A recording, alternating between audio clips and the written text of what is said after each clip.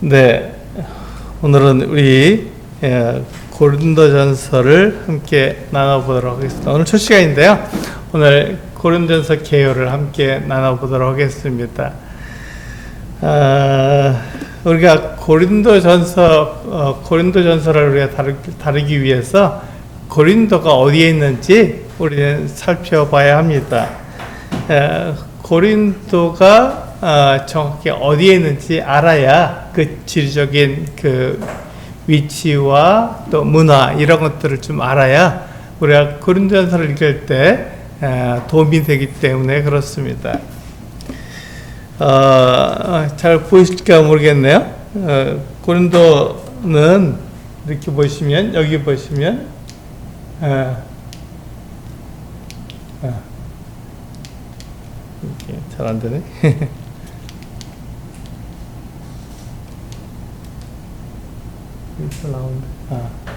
여기 보시면 이제 여기 이스라엘 여기 있어요. 이스라엘 여기 있고 여기 이스라엘을 지나서 유프라tes 여기가 그 튀르키예입니다. 우리 잘 알고 있는 튀르키예 지역이 우리 남한의 8배 정도 된다 그러죠. 굉장히 큰 지역이고 여기가 이제 그 에베소가 있는 지역입니다. 에베소가 있고 여기가 이제 소아시아의 7교회가 여기에 모여 있습니다. 그러니까 요한계시록 7교회가 나왔죠. 그 7교회가 바로 여기에 모여 있습니다. 그리고 여기 지나서 위로 쭉 올라가면 여기가 이제 마케도니아, 데살로니가 그리고 이렇게 내려서 여기 그리스 반도가 되겠죠.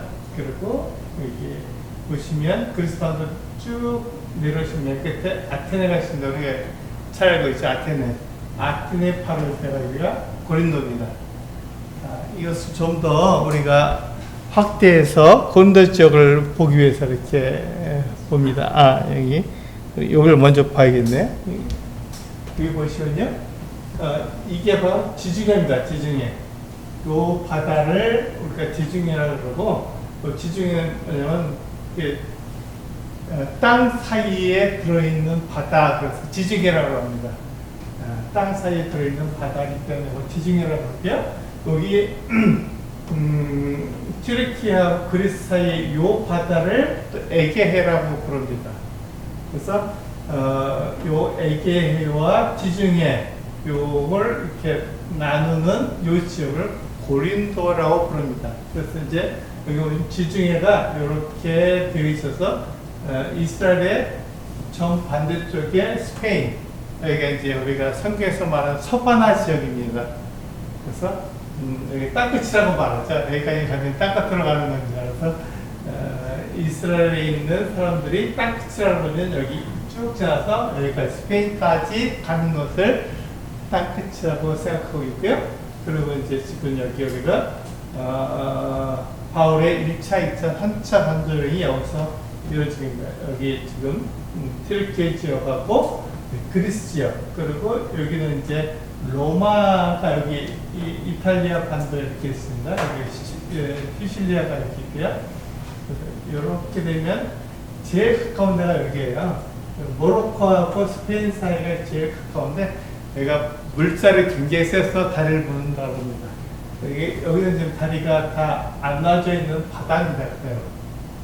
바다고요. 그래서 이제 요 이탈리아 반도가 굉장히 크죠. 여기에 중앙에 로마가 있습니다. 그래서 이 지중해를 우리가 보게 되면은 여기에서 이제 이 고린도가 얼마나 중요한지 알 수가 있습니다. 우리 다음 그림을 보시면요, 이걸 좀 확대했는데요. 여기 보시면 아테네가 이렇게 있잖아요. 아테네가 이렇게 있고 쭉 넘어오면 여기가 고린도입니다. 고린도인데 여기 보시면 이렇게 에게해와 지중해로 나가는 요 사이에 굉장히 협곡으로 되어 있죠. 여기가 바로 고린도. 그러니까 사람들이 여기는 다 암초가 많아요. 그러니까 뱃사람들이 이렇게 여기까지 와서 여기서 다 내려주고 고린도 와서 여기서 이제 쉽니다. 그래서 여기서 배에서 내려서 이 배를 운반해서 여기로 넘어가는 거죠. 그래서 배를 통째로 옮겨놨습니다. 그런데 배가 무거우니까 짐을 다 내리죠. 여기서 짐을 다 내리고 짐은 짐대로 갖고 가고 배는 배대로 밀고 갑니다. 그래서 여기 건너편 바다에 오게 되면 다시 짐을 싣습니다. 그러니까 이 고린도 지역에 어떤 사람이 필요할까요? 네, 하역한 사람과 배다 실어주는 사람, 이런 힘쓰는 사람들이 굉장히 필요하고, 또 이 지역에는 여러 나라 사람들이 와서 같이 일을 하잖아요. 특히 이제 여기 고린도는 이제 부유하고 그리고 상업적인 곳입니다. 그래서 이제 이 부유하고 상업적인 곳이기 때문에 여러 나라 사람들이 여기에 와서 배로 오니까요. 그래서 이제 배를 갖다 옮겨가는데, 이 사람들이 각자의 신을 섬깁니다. 바다 사람들은 신을 굉장히 섬깁니다. 왜냐하면 바다에서 태풍이 불면 다 죽잖아요. 그러니까 이 바다 사람들이 신을, 우상을 굉장히 섬기기를 좋아합니다. 그래야 자기들이 안전하기 때문에 안전을 위해서 신을 섬기려고 하죠. 그래서 이 고린도 지역은 굉장히 종교와 철학, 사상 이런 것들의 총집합이라고 봐도 무관할 정도로 많은 사람들이 여기에 오고 갑니다. 그러니까 이 고린도 지역에 뭐가 필요하죠? 방언에. 방언이란 말은 지방 언어란 말입니다. 우리 제일 많이 쓰는 게 제주 방언이란 말을 쓰죠. 우리나라에서도 제주 방언 알아듣는 사람 있습니까? 잘 못 알아듣습니다. 왜냐하면 방언이기 때문에. 방언이란 말은 우리가 잘 쓰지 않는 말이지만 요즘 말로다가 지방 언어라고도 말을 합니다. 그러니까 제주도만에 갖고 있는 지방 언어죠. 그러니까 제주도 말을 하게 되면 그걸 통역해야 됩니다. 그렇지 않으면 그걸 알아들을 수가 없어요. 혼자 없어 예. 이렇게 말하면 우리가 이게 혼자 오라는 말인가, 빨리 오라는 말인가, 우리가 잘 모르죠. 그걸 다 이제 이렇게 통역해 줘야지 정확히 알 수 있습니다. 그것처럼 이렇게 방언이란 말은 지방 언어란 말입니다. 성경에서 이제 방언 그러니까 마치 알아듣지 못하는 이상한 말을 샬라샬라 하는 거로 생각하기 쉬운데 그렇지 않습니다. 이 방언이란 말은 지방 언어란 말입니다. 그래서 로마가 제국을 형성하고 있지 않습니까? 그러니까 제국이란 말은 뭐냐면 한 나라가 다른 나라를 이렇게 침략해서 정복해서 그걸 다스리게 되면 제국이 됩니다. 그러니까 제국, 여러 나라들을 정복해서 다스리는 나라, 그래서 제국이라는 말을 쓰죠. 그래서 이게 로마가 제국이 되면서 여러 나라들을 이렇게 정복했는데 그 여러 나라가 각각의 언어를 사용하고 있지 않습니까? 그 각각의 언어들을 우리는 방언이라고 말을 합니다. 원래는 외국어죠. 원래는 외국어인데 로마라고 하는 큰 나라 안에 각 지방들을 두었기 때문에 이스라엘도 로마의 한 그 식민지였죠. 그래서 이스라엘도 로마의 한 지방입니다. 한 지방이기 때문에 이스라엘 언어를 말하게 되면 어떻게 하죠? 이스라엘 방언이 되는 거죠. 그래서 로마 방언, 그리고 이렇게 에베소 방언, 또 이스라엘 방언, 이렇게 방언이 여러 가지가 있으니까 그것을 다 하나로 묶어서 통용되는 공통어가 있어야 된다. 어디 가든지 로마 제국 내에 가면 다 통해야 되니까 그래서 통용어로다가 그 당시엔 헬라어, 그리스어죠. 헬라어를 사용했습니다. 그리고 로마 사람들이니까 라틴어를 우리가 생각하기 쉽죠. 라틴어가 공용화되면 참 좋은데 로마 문화보다 헬라 문화가 훨씬 더 아름답고 헬라어가 더 표현력이 더 좋았기 때문에 사람들이 라틴어를 쓰기보다는 헬라어를 쓰기를 더 좋아했습니다. 그래서 헬라어가 공용어가 되었고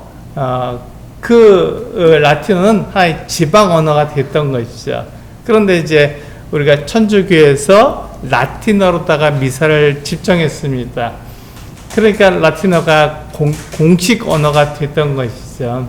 그래서 라틴어를 모르면 그 예전에는 그 미사를 잘 알지 못했습니다. 그러니까 억지로라도 로마어를 알아야 했던 것이죠. 이와 같이 방언은 지방 언어인데 지금 이 고린도가 어떤 곳입니까? 여러 나라 사람들이 와서 배를 갖다가 동쪽에서 서쪽으로, 서쪽에서 동쪽으로 이렇게 옮기는 것 같은 협곡이었기 때문에 여기에 여러 나라 사람들이 모이기 때문에 여러 나라 언어를 할 수 있는 사람이 필요했던 것이죠. 그래서 방언, 이것이 굉장히 중요한 은사가 되었던 것입니다. 또, 이 고린도 바로 옆에 뭐가 있었죠? 아테네가 있었습니다. 아테네는 철학의 도시였지 않습니까?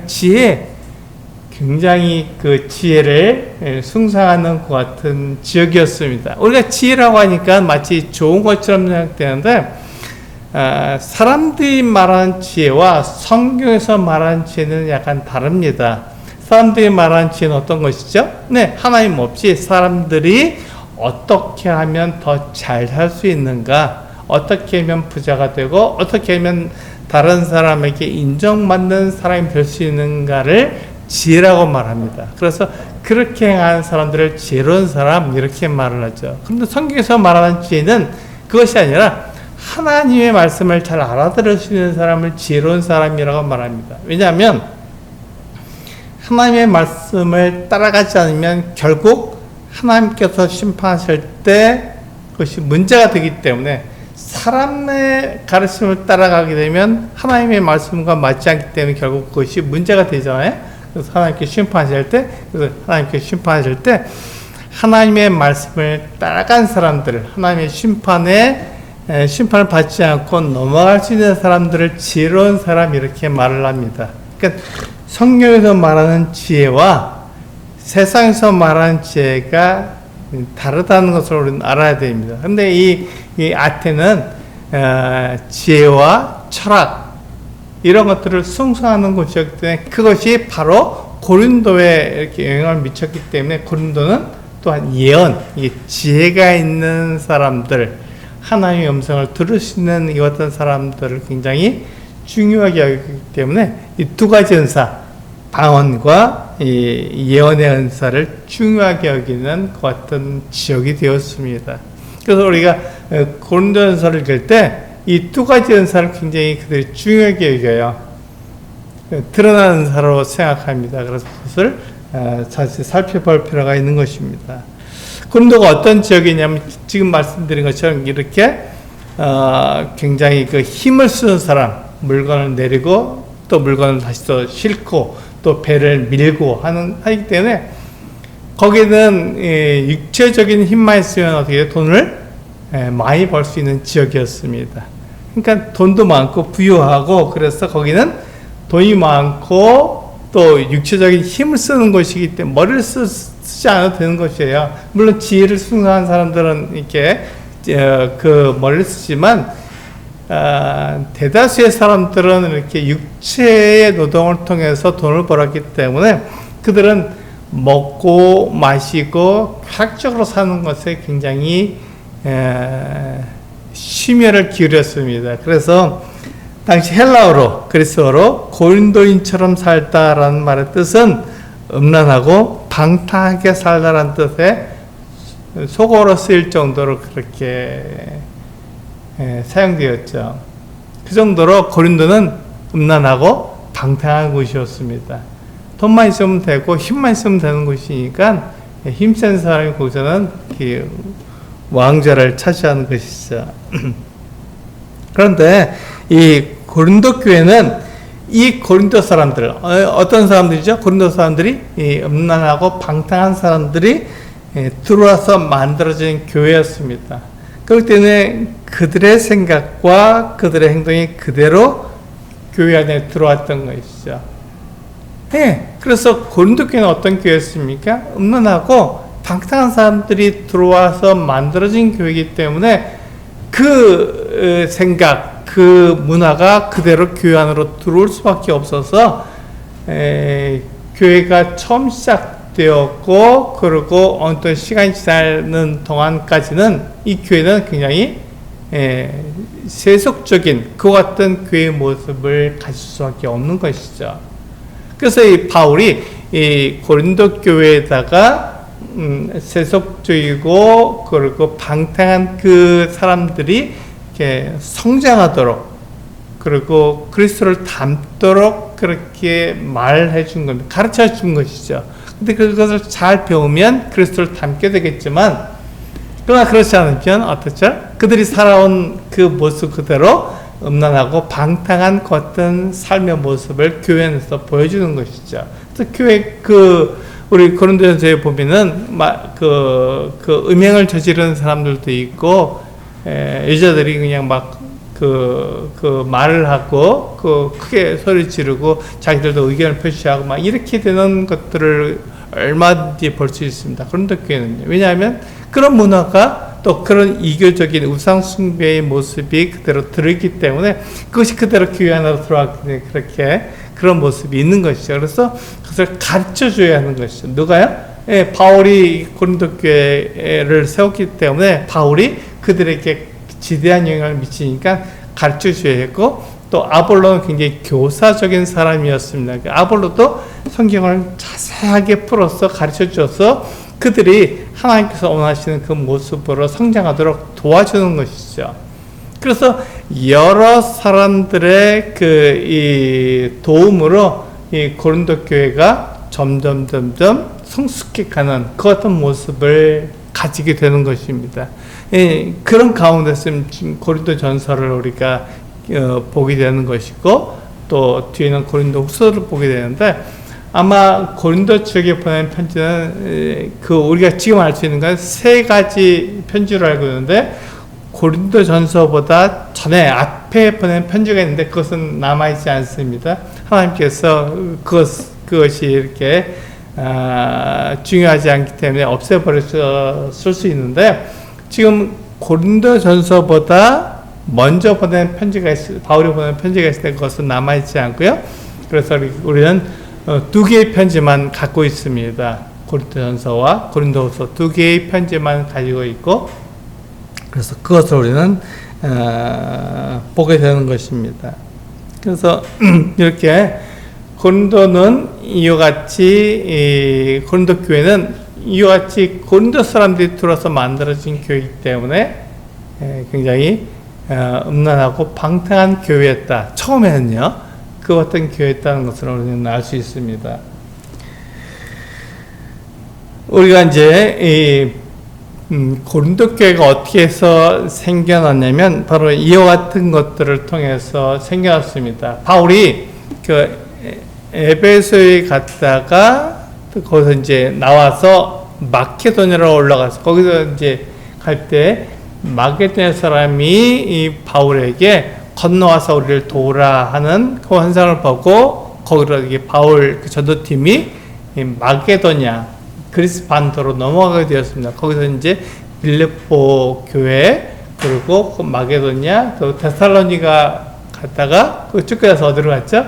그 베레아를 갔고 베레아에서 또 쫓겨나서 저 밑으로 아덴이라고 되어 있죠. 아테네까지 내려가게 됐다가 아테네에서 이제 아레오바오 광장에서 바울이 하나님에 대해서 증거하게 되고, 그들은 잘 몰랐어요. 하나님에 대해서 몰랐기 때문에 그것을 잘 알려주었고, 그 다음에 거기서 그 아테네에서 어디로 바로 옆에 있는 고린도 지역으로 넘어가게 되었습니다. 근데 고린도에 갔을 때 누구를 만났죠? 그 로마에서 고린도로 쫓겨오게 된 이 아굴라와 브리스길라 부부를 만났던 것입니다. 이들이 왜 로마에서 나왔냐면 로마 황제가 추방했잖아요. 유대인들을 다 추방해서 그들이 거기서 로마에서 나올 수밖에 없었는데, 이 아굴라와 프리스길라 부부가 갖고 있었던 그 재능은 무엇이었냐면 천막을 만드는 일을 했습니다. 그래서 텐트 메이커라고 하는 그 어떤 우리 자비랑 선교사를 우리는 텐트 메이커라고 이렇게 말하는데, 이 바울이 이제 이 고린도에 가서 아굴라와 프리스킬라 부부를 만났는데, 그들도 이 바울과 같이 텐트를 만드는 천막을 만드는 일을 했기 때문에 우리가 같은 일을 동업자다 그래서 그들과 함께 이 어떤 천막을 만드는 일을 통해서 돈을 벌었고, 그 돈으로다가 그 바울 일행이 먹고 쓰는 일을, 전도하는 일을 할 수 있도록 도왔던 것이죠. 그 일을 지금 그 고린도에 갔을 때 사도행전 18장에 나옵니다. 그 같은 일을 했습니다. 그래서 이 바울이 이 고린도에 갔을 때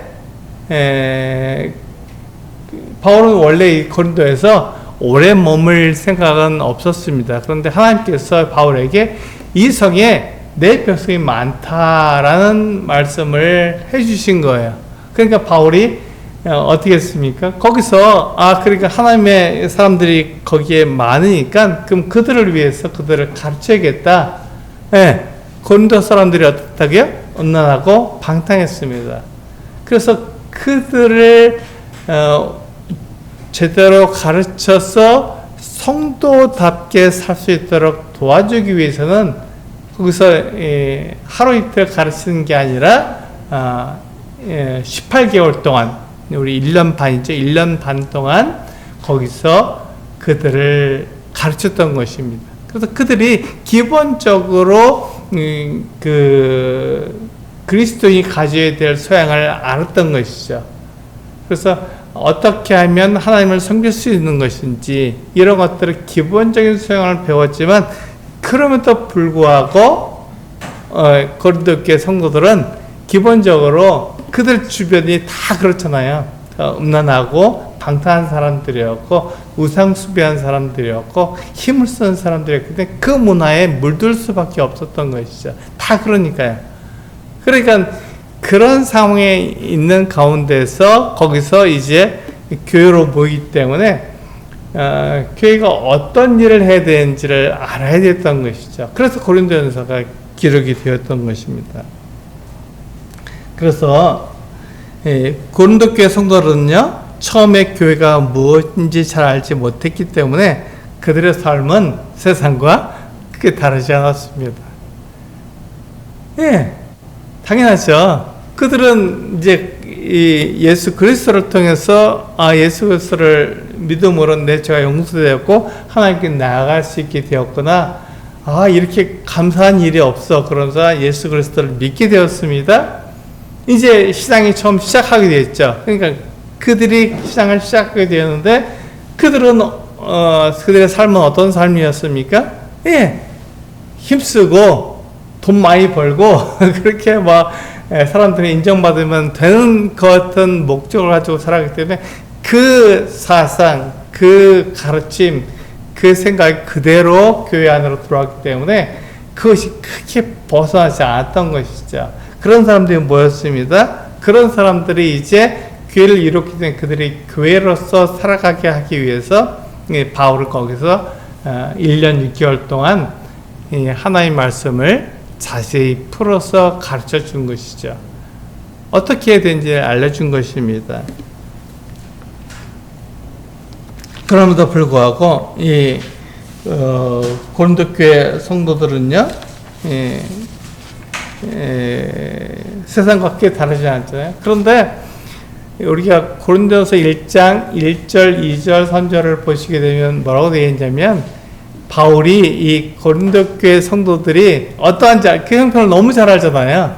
그 상황을 너무 잘 압니다. 그럼에도 불구하고 그들을 거룩한 성도라고 부릅니다. 그들을 교회라고 부르는데 전혀 문제가 없었어요. 왜냐하면 그들의 믿음을 받기 때문에 그렇습니다. 그들이 비록 그들의 삶이 굉장히 어수선하고 마치 우리가 볼 때 어이구 무슨 그리스도인이 저렇게 살아라고 말할 수 있는 것 같은 삶이었지만, 그것이 그들이 하나님의 자녀가 되는 것을 막지 못했습니다. 그 자격을 폐할 수가 없었어요. 왜냐하면 그들의 믿음으로 예수 그리스도를 고백했고, 내가 예수 그리스도를 믿고 하나님을 섬기기 위해서 내가 이 교회에 들어오겠습니다 라고 말했기 때문에 그들이 침례를 받았고, 그래서 그들은 교회 일원이 되었기 때문에 그들에 대해서 전혀 의심하지 않았습니다. 그러나 그들의 삶은 어떨까요? 여전히 세속적이었습니다. 그러나 그들을 바울이 부를 때 교회라고 부르고 성도라고 부르는 것에 조금 더 어려워하지 않았습니다. 왜냐하면 그들의 믿음이 분명하기 때문에 그렇습니다. 그래서 우리는 이것을 신분과 상태로 나누어서 보기를 참 좋아합니다. 그렇게 해야 우리가 이해할 수 있으니까요. 그래서 그들이 신분적으로는 분명하게 하나님의 자녀가 되고 완벽하게 거룩한 사람이지만 그들의 삶, 상태적으로는 그들은 여전히 세속적인 사람들이었다. 그것에 영향을 받고 있다라고 말할 수밖에 없는 것입니다. 우리가 이제 이 고린도전서를 왜 기록했냐면 바로 이것 때문에 그렇습니다. 바울이 이제 그 고린도를 떠나서 에베소에서 사역하고 있을 때였습니다. 주후 약 55년경이죠.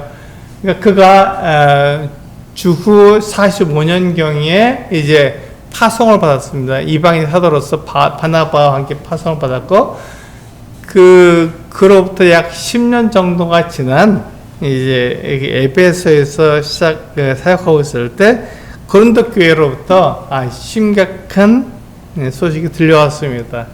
어떤 심각한 소식이었죠? 그들 안에 그 교회에 문제가 생겼다는 것이죠. 우리가 잘 알고 있는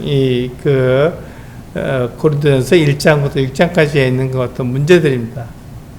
서로 파벌이 있었고, 그 안에 음행이 있었고, 은사적으로 문제가 되는 그 같은 일들을 그들이 했던 것이죠.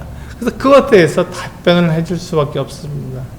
그리고 이제 바울이 이 고린도 교회 성도들을 올바르게 살아가게 하기 위해서 7장부터 16장까지 그들을 이렇게 가르쳐주는, 그리스도인으로서 이렇게 살아야 한다고 가르쳐주는 것 같은 내용으로 되어 있습니다. 그래서 바울은 고린도전서를 이렇게 두 부분으로 나누어서 기록하고 있죠.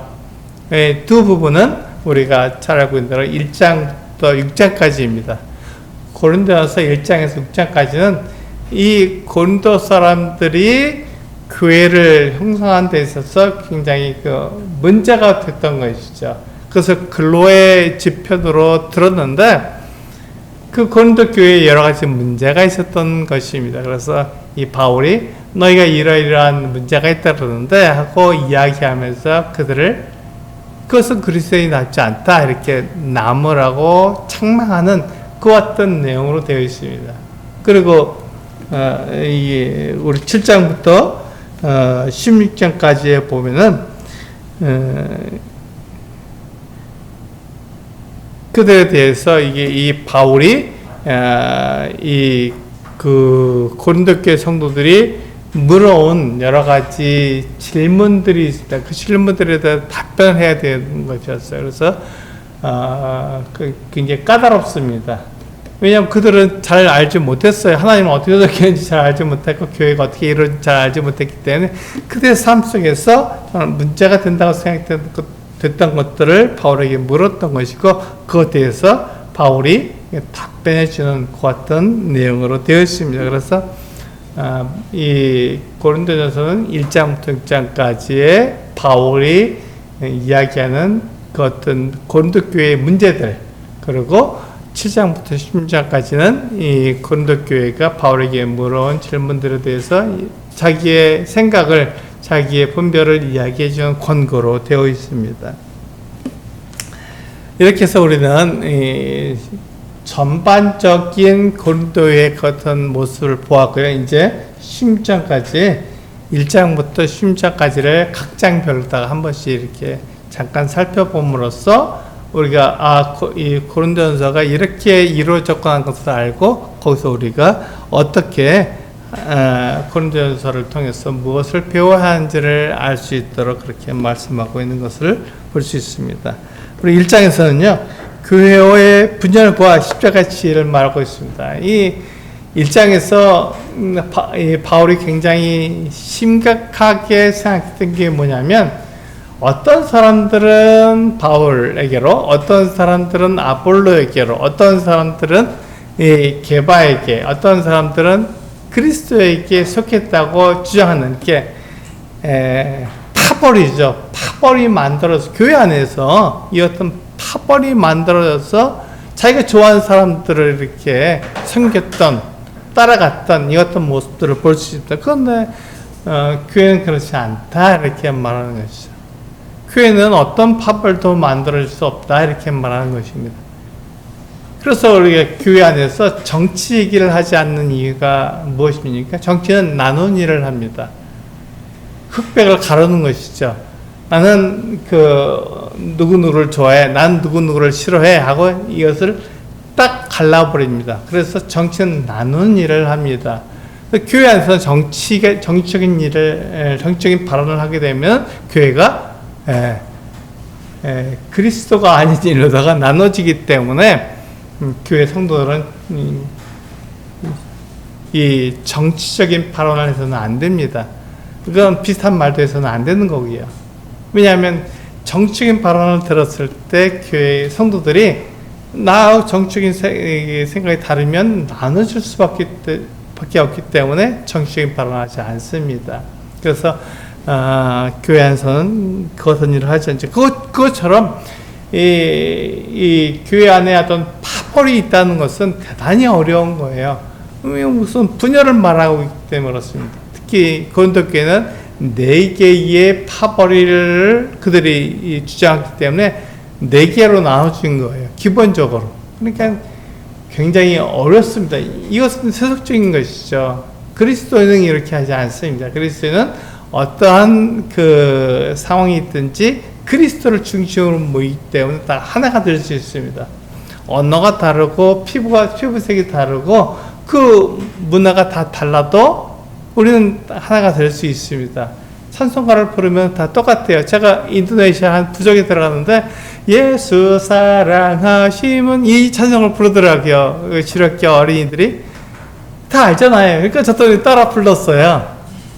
언어는 달라요. 거기는 그 인도네시아 부족 언어를 사용했고 저는 멜로디는 알지만 제가 한국어밖에 모르잖아요. 영어로 좀 할 수 있지만 그러나 인도네시아 말을 모르기 때문에 똑같은 말을 할 수 없었지만 그 멜로디는 똑같기 때문에 같이 부를 수 있었던 것이죠. 그래서 우리는 그리스도로서 하나가 되는 거예요. 제가 거기서 말씀을 전할 때 우리는 다 하나다라는 말씀을 드렸어요. 그러니까 그들이 그 3중 언어를 통역했거든요. 인도네시아 말로였고 인도네시아 말을 갖다가 그 인도네시아 부족 언어로 통역했고 3중으로 통역을 했는데도 제가 하는 말을 다 알아듣더라고요. 제가 웃으면 그 사람들도 웃고. 왜 그렇죠? 예, 그리스도 안에서 하나이기 때문에 그렇습니다. 그래서 교회는 아무런 파벌이 없는 거예요. 그리스도 안에서 하나이기 때문에 파벌이 없는 것입니다. 그래서 그 파벌을 우리가 말하지 않기 때문에 교회는 하나가 될 수 있는 것이죠. 그런데 지금 고린도 교회는 이와 같이 여러 파벌로 나눠져 있기 때문에 그것에 대해서 바울이 지적하고 있는 것입니다. 그래서 우리가 그렇게 분열되지 말고 십자가의 지혜를 가지고 우리 살아야 된다. 십자가가 어떻게 우리에게 보여졌냐? 그는 예수 그리스도는 하나님의 아들이시면 희생했다. 자기를 희생했기 때문에 그 희생을 본받아서 우리가 서로 자기를 이렇게 낮추는 그 같은 삶을 삶으로써 우리는 하나가 되어야 된다 이렇게 말하고 있죠. 2장에서는요 하나님의 지혜에 대해서 말하고 있습니다. 바울은 화려한 말재주로다가 복음을 전한 게 아니죠. 성령께서 하시는 말씀, 십자가의 것은 어리석은 말을 했던 것이죠. 우리 한번 생각해 보세요. 우리가 내 말주변, 내가 말 잘하는 것으로 막 말을 하면 어떻게 됩니까? 사람들이 나를 주목할 수밖에 없어요. 근데 나를 주목하게 만드는 게 아니라 우리 그 말씀을 전하는 사람들은 누구를 주목하게 하죠? 예수 그리스도를 주목하게 합니다. 예수 그리스도를 바라보도록 하는 거예요. 하나님을 섬기도록 이렇게 만드는 사람들입니다. 그런데 예수 그리스도라는 이름을 딱 끼워놓고 나를 자랑하면 어떻게 하죠? 문제가 됩니다. 그렇게 해서는 안 되는 것이죠. 우리는 바로 그것이 바로 하나님의 지혜입니다. 그래서 이 성령은 이 하나님의 깊은 것까지 다 통달하시는 같은 분이기 때문에 우리가 하나님의 지혜대로 그렇게 사람의 말에 화려한 것으로 하지 않고 하나님께서 하시는 일을 그대로 증거해야 된다 이렇게 말하고 있습니다. 3장에서는요 하나님의 성전인 성도에 대해서 말하고 있습니다. 그리스도인들은요 하나님의 성전입니다. 그런데 여기서 중요한 게 있죠. 성전이 중요합니까? 아니면 성전 안에 있는 하나님이 중요합니까? 굉장히 간단한 것이죠. 누가 다 말할 수 있습니다. 그런데 우리들의 삶에서는 뭘 보냐면 우리 사람들의 눈에 보이는 성전을 더 중요하게 여깁니다. 하나님도 중요하지만 하나님을 눈에 보이지 않기 때문에 하나님을 잘 모르고 그 성전만 중요하게 여기는 것이죠. 그런 잘못을 우리가 범할 수 있는 것이죠. 똑같이 그리스도인들의 몸이 성전인데 하나님의 성전인데 그 안에 하나님 계시면 어떻게 됩니까? 볼품 없어요. 껍데기뿐입니다. 그런데 사람들의 눈에는 그 사람들의 몸이 보이기 때문에 하나님이 보이지 않고요. 그럴 때 사람들의 몸을 더 중요하게 보는 거죠. 그 사람 특별해 이렇게 말할 수 있는 것이죠. 그러나 성전이 아닌 성전 안에 계시는 하나님이 중요하기 때문에 우리는 하나님을 따라가는 하나님을 섬기는 사람들이다 이렇게 말씀을 드릴 수 있습니다. 4장에서는요 사도의 정체성과 끝근원에 대해서 말하고 있습니다. 사도 바울은 어떤 사람이었습니까? 이방인의 사도이지만 그는 이 복음을 전하기 위해서 이방인들에게 복음을 전하기 위해서 많은 어려움들을 당했습니다. 그것이 어쩌면 그의 사도 직분을 나타내주는 그 같은 모습으로 보일 수 있었습니다. 그래서 우리는 사도 바울이 여러 가지로 어려움을 당했지만 그 어려움 가운데서도 하나님을 증거했고 마치 세상의 찌꺼기처럼 그 고난을 받았지만 그런 가운데서 하나님을 나타내는 같은 사람으로 우리는 드러나 보이는 것입니다.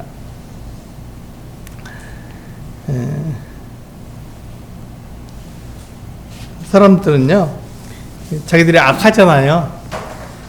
고린도 사람들은 어떻습니까? 음란하고 방탕한 사람들이었습니다. 그런데 이 그리스도인들이 하나님을 닮게 되면 어떻게 되죠? 그들은 선한 일을 합니다. 하나님이 빛이시기 때문에 그 빛을 그 사람들에게 비출 수밖에 없는 거예요. 그리스도인들은 착한 일을 하기 때문에 그 착함을 사람들한테 나타내게 되면 어떻게 되죠? 사람들의 악함이 드러나게 됩니다. 그러니까 자기의 악함이 이 사람 때 그리스도인 때문에 드러나기 때문에 그리스도인들이 이 빛 가운데 사는 것을 싫어하는 것이죠. 그리스도인들을 그래서 싫어하고 박해하게 되는 것입니다. 그리스도인들이요, 이렇게 별것 아닌 것처럼 보여도요, 그리스도인들이 바깥에 나가서 사람들과 만났을 때 극명하게 두드러지는 것은 그리스도인들이 착합니다. 하나님 말씀대로 살기 때문에 그들이 그 세상에서 잘 나가고 뭐 부유하고 이런 게 아니라 그들은 깨끗하고 올바른 진리대로 살기 때문에 사람들하고 이렇게 딱 놓게 되면요 바로 드러나게 되는 거예요. 이 사람이 그리스도인이구나 하는 것을 알게 되는 것이죠. 그렇게 되니까 그 하나님을 믿지 않는 사람들이 어떻게 됩니까? 마음에 찔림을 받는 거예요. 그래서 그 그리스도인들이 그 일을 하지 못하도록 어떻게 하죠? 일부러 박해를 하는, 핍박을 하는 거예요. 그래서 그 일을 하지 못하도록 막고 억장을 놓고 그렇게 하는 것이죠. 그렇게 되면 자기들의 그 같은 어두운 일들, 악한 일들이 좀 가려진다고 생각해요. 그렇게 합니다. 그러나 그건 진리를 따르는 일이 아니잖아요. 그래서 진리대로 착하고 의롭고 거룩한 삶을 살아야 하는 것입니다. 그래서 5장에서는요, 교회 안의 음행에 대해서 말하고 있습니다. 어떤 사람은요, 계모를 데리고 살았어요. 이런 일은 그 이방인 중에서 없는 것이죠. 근데 이 고린도 교회는 그것이 가능했던 게 뭐냐면, 그렇게 음란하고 방탕한 사람들이었기 때문에 교회 안에서 그렇게 사는 거에 대해서 그냥 대수롭게 생각하지 않았던 거예요. 그래서 그 사람을 징계하지 않았던 것이죠. 교회와 세상이 이렇게 분리되지 않고 교회에서 그 세상과 똑같은 악한 일을 해도 그냥 그럴 수도 있지 하고 넘어가 버린 거예요. 그것은 옳지 않다. 그래서 바울이 그렇게 행한 사람을 내가 쫓아내라. 이렇게 말한 거예요. 굉장히 강한 어조로 말을 했습니다. 그러니까 이 교회와 세상은 달라야 하는데 이 세상이 교회 안으로 들어와 버리는 바람에 교회와 세상이 비슷하게 가버리게 되면 교회가 무너지는 것이다. 교회는 하나님을 섬기는 것이지 세상처럼 하나님이 없다고 말하는 것 같은 사람들이 아니다 하고 말해 주는 것이죠. 그래서 교회는 세상과 달라야 합니다. 그것을 지금 5장에서 바울이 이야기하고 있는 것입니다. 6장에서는요 똑같아요. 같은 내용인데 6장에서 어떤 일이 있었냐면 성도들 간에 그 갈등이 일어난 거예요. 성도들 간에 갈등이 일어나는 거예요. 그것을 누구를 통해서 해결하려고 그러죠? 세상 법정에서 해결하려고 한 거예요. 그것은 마치 이 세상에서 일어난 일과 똑같잖아요. 법정에서 우리는 경찰이나 군인들에 대해서 우리 인정합니다. 그 사람들의 공권력에 대해서 우리는 분명히 인정하고 그들을 따라줍니다. 그러나 지금은 무슨 얘기를 하냐면 교회 안에서 성도들 간에 갈등이 났을 때 그것을 어떻게 해결하냐면 교회 안에 있는 인도자의 말을 들어야 한다 이렇게 얘기하는 것이죠. 그래서 너희 가운데 지혜 있는 자를 세우지 않느냐, 너희 가운데서 이렇게 말에 힘 있는 사람을 세우지 않느냐, 그것이 바로 하나의 말씀을 전하기 때문에, 하나의 말씀을 전하기 때문에 그가 그 같은 힘을 가지는 것이, 권위를 가지는 것이지 그 하나님 말씀을 하지 않으면 아무런 권위가 없지 않느냐. 그래서 그 이야기를 함으로써 교회 안에서 성도들이 어떤 갈등이 있을 때 그것은 세상 법정에서 우리가 해결하는 것이 아니라 교회 안에 있는 인도자들에 의해서 그것을 하나님의 말씀으로 올바르게 해결해야 된다 이렇게 말씀하고 있는 것이죠. 그래서 교회는 그와 같은 것들을 우리가 인정하는 것입니다. 교회 인도자들을 인정하고 그와 같은 말씀을 하는 사람들을 우리가 본받는 것이죠. 7장부터 16장까지는 두 번째 부분이죠. 7장에서는 이제 이 바울이 자기의 그 경험을 이야기합니다. 특별히 이제 그 고린도 교회 성도들은요, 결혼, 이혼, 독신 이런 것들에 대해서 굉장히 궁금해했어요. 왜냐하면 거기는 음란한 곳이잖아요. 그리고 방탕한 곳이잖아요. 그러니까 이런 일들이 그 안에서 많이 일어났던 거예요. 결혼이라든지 독신을 지내는 것이라든지 이혼하는 것이 그 안에서 많이 일어나는데 이것들을 과연 어떻게 해야 되느냐 하고 묻는 것입니다. 그때 바울은 예수님께서 이것에 대해서 정확히 다 말씀하신 건 아니지만 자기가 사도기 때문에 또 예수님의 말씀을 자기가 잘 알기 때문에 그것을 가지고 지혜는 대로 말하겠다. 그래서 지금 결혼에 대해서, 이혼에 대해서, 독신에 대해서 말을 하는 것입니다. 바울은 어떤 생각을 하냐면 이제 곧 그가 살아있는 동안에 예수 그리스도께서 다시 오신다고, 재림하신다고 그렇게 생각하고 있었던 거예요. 그래서 그것을 이 고린도전서에서 말을 하고 있습니다. 그런데 바울이 순교당할 때까지 예수님이 오셨습니까? 오시지 않았습니다. 지금 우리가 그때로부터 2000년이 지난 지금도 예수님 아직 오시지 않았습니다. 그러니까 예수님께서 반드시 오신다고 말씀하셨지만 그때와 그 시기는 하나님께서, 아버지께서 정하시는 거기 때문에 아무도 알 수가 없습니다. 그런데 반드시 오기 때문에 그것을 우리는 기다리는 것이죠. 근데 바울은 어떻게 생각했냐면 자기가 살아있는 동안에 예수님께서 재림하신다고 생각했던 거예요. 그러니까 지금 이렇게 결혼하지 말아라, 독신을 지내는 게 차라리 낫다, 이혼해도 그냥 그대로 살아라, 만약에 다시 합치려고 그러면 그러니까 헤어졌던 그 배우자하고 같이 다시 합쳐라 이렇게 얘기하는 것이죠. 왜냐하면 예수 그리스도께서 금방 다시 오실 텐데 조금만 기다리면 되는데 그걸 기다리지 뭐 그러다가 이렇게 결혼하려고 그러냐, 독신을 지내라 이렇게 말하는 거예요. 그건 바울의 입장을 그대로 말한 것입니다. 자기 생각을 가지고 이렇게 이야기한 거예요. 그러니까 지금 바울은 이것이 옳다고 말하는 것이 아니라 바울의 경험적으로 자기가 독신이니까 그렇게 살아도 예수 그리스도를 기다리는데 전혀 문제가 오히려 더 좋으니까 그렇게 하라고 말한 것입니다. 그러나 지금 우리가 봤을 때 예수 그리스도께서 아직 오시지 않았어요. 그러니까 우리도 어떻게 합니까? 주님께서 오늘이라도 당장 올 수 있다고 우리는 그렇게 믿음으로 기다려야 되는 것이고, 그러나 계획은 세워야 됩니다. 우리가 죽을 때까지 다 계획을 세워야 됩니다. 주님이 그때까지 오시지 않을 것처럼 생각해서 계획을 세우지만, 그러나 우리의 믿음은 주님께서 오늘이라도 당장이라도 오셔도 문제없이 예수를 만날 수 있는 사람으로 살아가야 되는 것이죠. 그렇게 우리 두 가지를 다 가지고 있어야 되는 것입니다. 그래서 8장에서는요,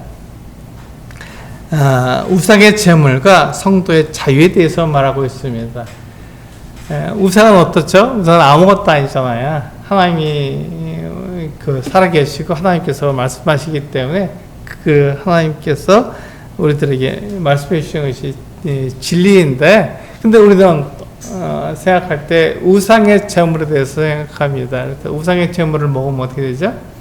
네, 강한 사람들, 우상의 제물을 먹어도 문제가 되지 않는 이방인들이 있고, 우상의 제물을 먹으면 안 된다고 주장하는 유대인들이 있었습니다. 그러니까 우리는 그 우상의 제물에 대해서 연약한 성도들, 그것에서 예민한 사람들을 생각해서 그들을 위해서는 우리가 고기를 먹지 않아도 된다 이렇게 말을 하고 있는 것이죠. 우상은 별거 아무것도 아니에요. 우상은 없습니다. 하나님만 참신이시고 그 외에는 없는 것입니다. 그럼에도 불구하고 사람들이 우상 숭배에 우리가 빠지지 않도록 우리 조심해야 되는 것이죠. 다른 연약한 성도들을 우리는 배려해야 한다는 것입니다. 9장에서는 사대의 권리와 이 절제에 대해서 말하고 있습니다.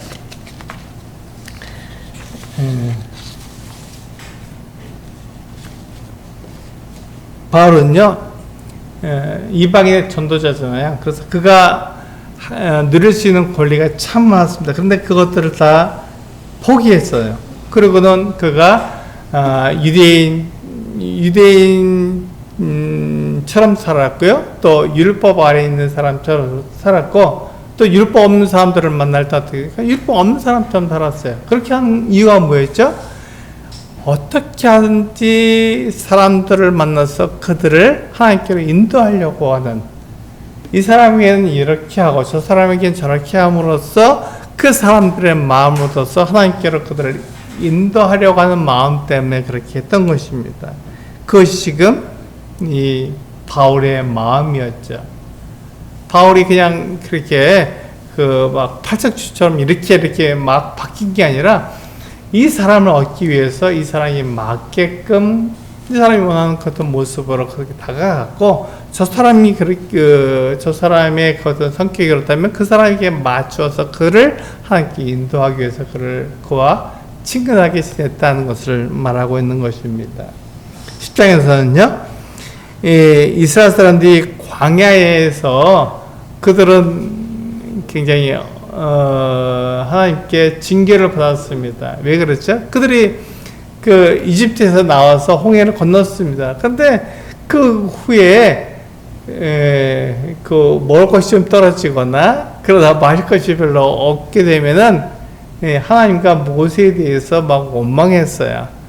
그것에 대해서 하나님께서 그들을 징계하셨습니다. 그들의 믿음 없음을 징계하신 것이죠. 그래서 우리가 하나님을 믿으면 하나님께서 우리들의 필요를 다 아시고 우리들의 공급하신다는 것을 분명하게 약속하셨어요. 그것을 기다릴 줄 알아야 되는 것입니다. 당장 내가 배고프고 당장 내가 목마르다고 해서 하나님께 막 원망하게 되면 하나님이 없는 사람과 똑같은 것이죠. 없다고 생각하는 사람과 똑같습니다. 그래서 하나님께서 우리에게 필요한 것들을 주시는 분이십니다. 그래서 그것을 기다리고 그렇게 하나님께서 일하시도록 우리가 하나님께 맡겨드리는 것이 필요한 것이죠. 우리가 11장에, 고린도 11장에 들어가게 되면 우리가 여기서 이제 남자와 여자의 그 질서에 대해서, 또 여자가 머리에 너를 쓰는 그 이유에 대해서 말하고 있죠. 그 질서를 말하고 있는 것입니다. 그래서 우리는 두 사람이 모여도 거기에는 질서가 필요한 것이죠. 순서가 필요한 것이죠. 질서와 순서는 같은 말이에요. 그래서 교회에서 남자와 여자가 차별이 있습니까? 가치는 전혀 차별이 없어요. 남자나 여자나 가치 차별은 없는 것입니다. 가치 차이는 없는 거예요. 그러나 두 사람이 모여도 그 가운데는 질서가 분명히 존재하기 때문에 질서적으로 하나님께서 남자를 먼저 앞세우셨고 그 다음에 여자를 세우셨기 때문에 그 질서를 우리가 지켜야 한다는 것입니다. 그래서 교회에서는 남자가 그 인도자 역할을 하고 여자가 그 남자를 돕는, 하나님을 섬기도록 돕는 그와 같은 역할을 한다, 이렇게 말씀하고 있죠. 그래서 그것을 우리가 나타내기 위해서 여자들은 머리에 수건을 써라. 그래서 그것을 통해서 모든 사람이 볼 때 여자들이 남자에게 복종하고 있구나 하는 것을 나타내 주는 것이죠. 그래서 12장은요 성령의 은사에 대해서 말하고 있습니다. 이 고린도 12장은 은사에 대해서 말하고 있어요. 은사는 어떻습니까? 누구를 위해서 은사가 주어졌죠? 사람을 위해서 은사가 주어진 것이 아니라 교회를 위해서, 예수 그리스도를 위해서 은사가 주어졌습니다. 그래서 내가 어떤 은사를 받았으면, 하나님께 성령으로부터 어떤 은사를 받았으면 그 은사를 가지고 교회를 돕는 것입니다. 교회가 올바로 성장하도록 도와야 하는 것이죠. 그래서 교회가 이렇게 제대로 세워져 갈 수 있도록 그 은사를 사용이 됩니다. 그래서 이렇게 몸의 지체라고 말하잖아요. 우리가 몸에는 여러 지체가 있습니다. 눈도 있고, 코도 있고, 귀도 있고, 입도 있고, 손도 있고, 발도 있는데 이 모든 지체가 다 역할이 다르잖아요. 근데 그 중에 한 지체가 없으면 어떻게 되죠? 문제가 커집니다. 네. 우리 몸에 있는 약하게 보이는 지체라도 그걸 아예 없었다 이렇게 말할 수 있겠습니까? 전혀 아닙니다. 모든 지체가 다 필요하고 다 내 몸이죠. 똑같습니다. 예수 그리스도의 몸도 똑같습니다. 우리 교회 안에 있는 성도도 똑같습니다. 약하게 나 같은 존재가 교회 안에서는 없어도 이렇게 생각하는 존재는 없다는 것입니다. 왜냐하면 모든 성도들에게 하나님께서 은사를 주셨기 때문에 모든 성도는 다 중요하고 소중하다는 것이죠. 그래서 어떤 사람은 눈에 띄는 그 어떤 은사를 가지고 이렇게 말씀 전하고 복음도 전하고 막 여러 가지 일들을 할 수 있습니다. 어떤 사람들은 그렇잖아요. 조용하게 눈에 잘 띄지 않는 그런 은사를 가진 사람도 있어요. 다 무엇을 위해서 이렇게 주어진 거죠? 성령께서 교회를 위해서, 교회를 세우기 위해서 다 필요하니까 그렇게 세우신 것입니다. 그러니까 거기엔 차별이 없는 거예요. 눈에 띄는 사람이나 눈에 띄지 않는 사람이나 은사에는 전혀 차별이 없는 것입니다. 근데 그렇기 때문에 이 은사는 어떤 은사를 하셨든지 그것을 최선을 다해서 사용해야 되는 것이죠. 교회를 위해서. 그렇게 되면 하나님께서 기뻐하시고 하나님께서 영광을 받으시는 것 같은 모습을 보여줍니다. 그러면서 13장에 들어오게 되면요. 그래서 사랑장이라고 얘기하죠. 13장에서는 무엇을 얘기하냐면 우리가 하는 모든 은사, 그 은사의 모든 것은요. 사랑이 나타나지 않으면 그 은사의 목적을 이룰 수 없다고 얘기하는 거예요. 내가 그 방언을 말하고 내가 예언을 하고 내가 무슨 일을 하든지 드러나는 그 같은 은사를 가지고 사용한다고 해도 거기에 사랑이라는 그 같은 것이 나타나지 않으면 무슨 소용이 있느냐 이렇게 얘기하는 것이죠. 그래서 우리가 어떤 은사를 사용할 때는 분명히 사랑이 나타나야 되고 사랑을 나타냄으로써 우리가 그 은사의 목적을 드러내는 것이다 이렇게 말하고 있습니다. 그래서 14장에 들어오게 되면요. 은사 중에서 뭐가 중요하다고요?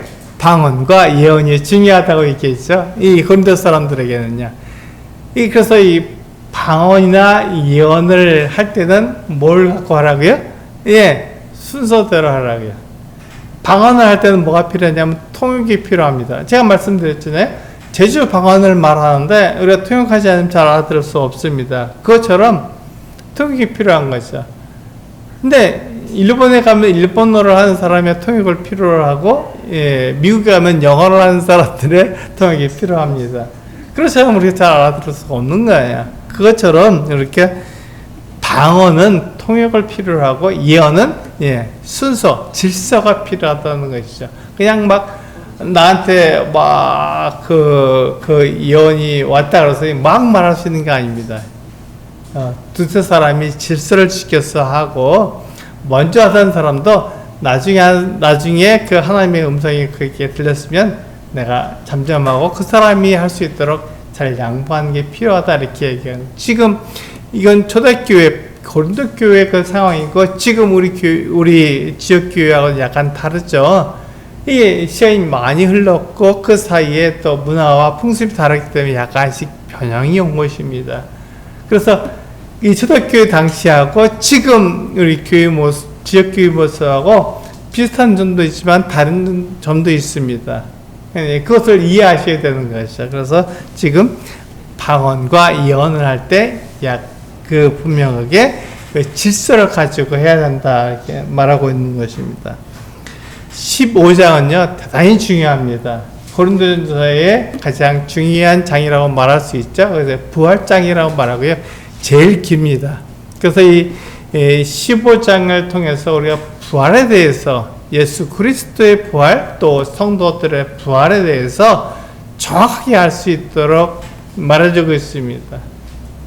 그러니까 우리가 부활에 대해서 궁금하시면 고린도서 15장을 읽음으로써 어느 정도는 해소할 수 있는 것입니다. 그래서 이 부활에 대해서 15장에서 이야기하고요. 마지막 16장에서는요. 연보에 대해서 이야기하고 있습니다. 그는 지금 그리스 반도 그 마게도냐 아가야 지방에서 준 거액의 연보를 가지고 예루살렘으로 가고 있습니다. 그 일을 하면서 그가 마지막 인사를 16장에서 전하고 있는 것이죠. 이렇게 해서 우리 고린도서 전체를 16장까지 살펴보게 되는데요. 바울은 고린도전서를 기록하면서 바울이 마음에 두었던 것이 있습니다. 그것은 뭐냐면 분명히 성도들은 신분적으로 완전합니다. 그리고 거룩합니다. 그렇지만 그 성도 그리스도인들의 상태를 봤을 때는 어떻죠? 네, 완벽하지 않습니다. 완전하지 않아요.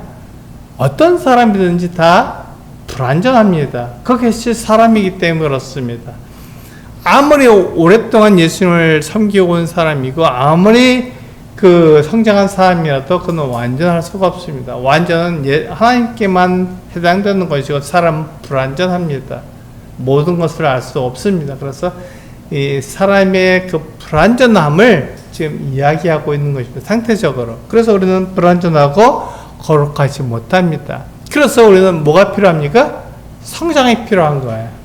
모든 그리스도인들은 성장해야 합니다. 성장하더라도 그 아무리 성장해도 완전하게 성장할 수는 없습니다. 그렇지만 성장하지 않으면 어떻게 되죠? 네, 성장하지 않으면 그건 세속적으로 살 수밖에 없습니다. 세상과 다를 바가 없는 거예요. 세상 사람들은. 그렇지만 그가 성장하게 되면 어떻게 되죠? 그리스도를 닮게 됩니다. 비록 완전하지는 않더라도 그가 그리스도를 닮아서 그리스도를 닮는 모습을 나타내기 때문에 모든 그리스도인들은 이같이 성장해야 한다는 것입니다. 모든 그리스도인들은 다 불완전합니다. 지금 이 고린도 교회 성도들은 불완전하죠. 여러 가지로 부족한 부분들을 사도 바울에게 묻고 있습니다. 그것에 대해서 이야기해주고 있어요. 그런 사도 바울 역시도 사도지만 이방인 사도지만 그도 역시 불완전했습니다. 완전하지 않은 거예요. 그래서 그런 모습들을 우리가 보면서 모든 성도들은 하나님 말씀으로 성장해야 되고 성장했을 때 그리스도를 닮게 되는 거구나. 그랬을 때 그가 하나님을 나타내는 사람이 되는 거구나. 그래서 이거 우리는 고린도전서를 읽어야 합니다. 고린도전서를 읽을 때 비판하기 위해서 읽는 것이 아니라 나는 어떠한 사람인가, 나는 얼마나 연약한 사람인가를 알고 그렇다면 내가 어떻게 성장해야 되는지를 알기 위해서 우리는 고린도전서를 반드시 읽어야 하는 것입니다. 그렇게 될 때 우리는 그리스도를 닮게 되고 또 하나님을 나타내는 그 같은 그리스도인이 될 것입니다. 우리 서술교 성도님들도 동일합니다. 우리가 어떠한 모습이 있든지 상관없이 우리는 성장해야 되는 것이죠. 하나님 말씀으로 성장하고 자라가서 결국 그것을 통해서 하나님을 나타내는 그 같은 성도들이 되기를 원합니다. 기도하시고 오늘 말씀을 마치도록 하겠습니다.